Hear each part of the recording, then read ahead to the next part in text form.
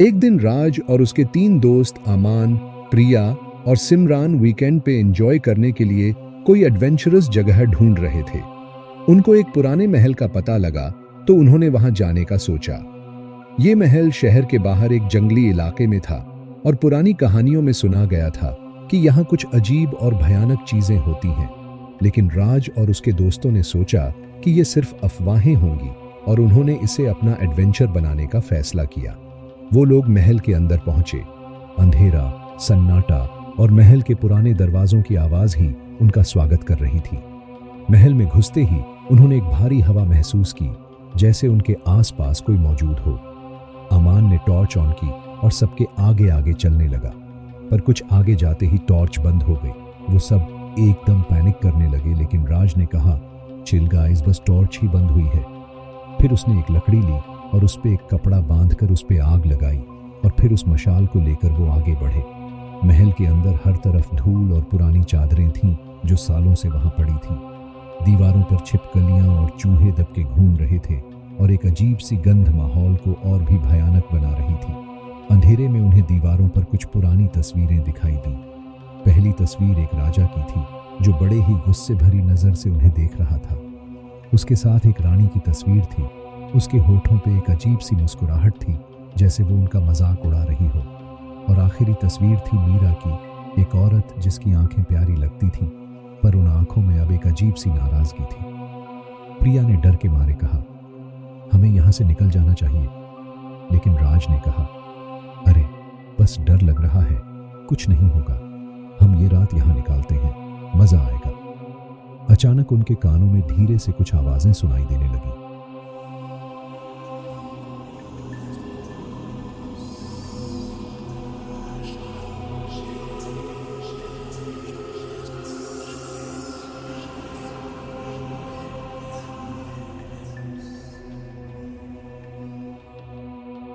जैसे कोई उनके करीब ही फुसफुसा रहा हो, लेकिन समझ नहीं आ रहा था कि वो आवाज कहां से आ रही है। अमान ने कहा, तुम लोगों ने सुना? लेकिन जैसे ही वो आवाज तेज होने लगी, उसका चेहरा सफेद पड़ गया। वो आवाज अब इतनी करीब लग रही थी जैसे कोई उनके बिल्कुल पास खड़ा हो और अपने सांस से उनका नाम ले रहा हो। उन्होंने अपने डर को नजरअंदाज किया। उन्होंने महल के अंदर और भी आगे बढ़ने का फैसला किया। जैसे ही वो एक बड़े हॉल में पहुंचे, वहां उन्हें एक पुराना पियानो दिखा।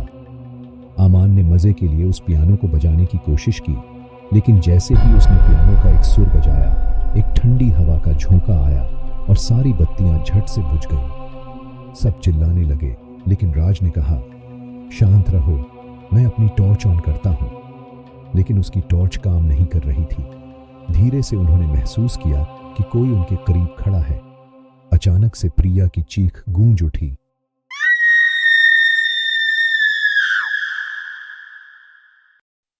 कोई मेरे हाथ पकड़ रहा है।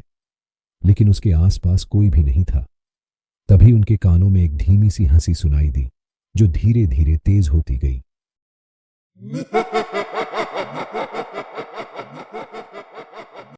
वो हंसी इतनी भयानक थी कि उनके रोंगटे खड़े हो गए।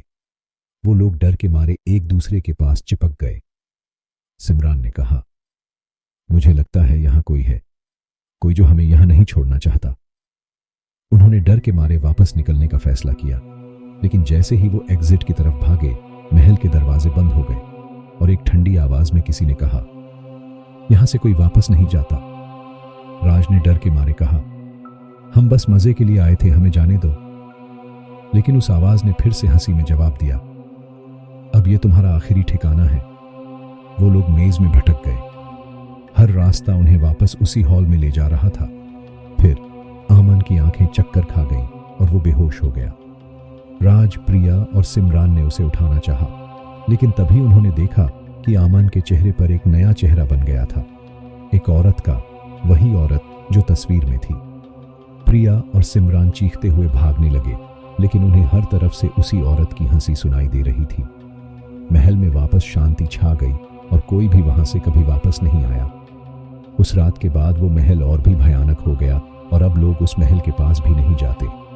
लोग आज भी कहते हैं कि अगर रात के अंधेरे में महल के पास से गुजरो तो वो औरत अपने शिकार का इंतजार कर रही होती है, जो उसके साथ हमेशा के लिए बंध गया है। ये महल एक राजा राजवीर सिंह का था, जो अपने शहर में मशहूर था अपनी शक्ति और अमीर तरीके के लिए। लेकिन राजा के दिल में एक बड़ी कमजोरी थी, उसका बेढ़ा मानसिकीति और क्रूरता जो किसी ने देखी नहीं थी। राजवीर का बस एक मकसद था, अपनी ख्वाहिशें पूरी करना, चाहे उसके लिए किसी की भी जान क्यों ना ले ले। महल में एक सुंदर औरत मीरा रहती थी, जो राजा के राज्य में एक नाचने वाली थी और अपनी खूबसूरती और भोलेपन के लिए मशहूर थी। राजा मीरा पर फिदा हो गया और उसने अपनी क्रूरता से उसे अपना बनाने का फैसला किया। लेकिन मीरा को राजा के इरादों का पता चल गया और उसने राजा का साथ देने से मना कर दिया। एक रात जब मीरा महल से भाग रही थी, उसका दिल डर और निराशा से भरा हुआ था, लेकिन उसकी आंखों में आजादी की एक चिंगारी थी। उसने अपने साड़ी के पल्लू से अपने आंसू पोंछते हुए चांदनी रात में महल के दरवाजों से बाहर निकलने की कोशिश की, लेकिन उसका सपना उसी पल बिखर गया जब राजा अपने सैनिकों के साथ उसके सामने आ खड़ा हुआ।